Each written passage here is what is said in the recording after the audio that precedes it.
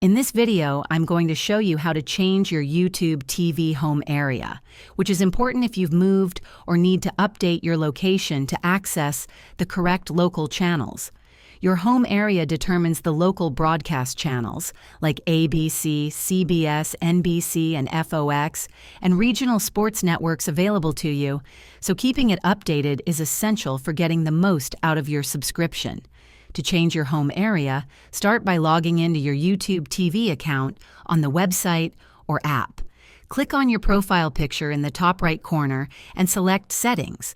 From there, navigate to the Location section.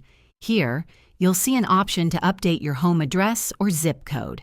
Enter the new ZIP code for your current location and save the changes. YouTube TV will verify your new location using your IP address to ensure it matches the address you've provided. Keep in mind that your home area must reflect your primary residence, as YouTube TV enforces location-based restrictions to comply with broadcasting rights.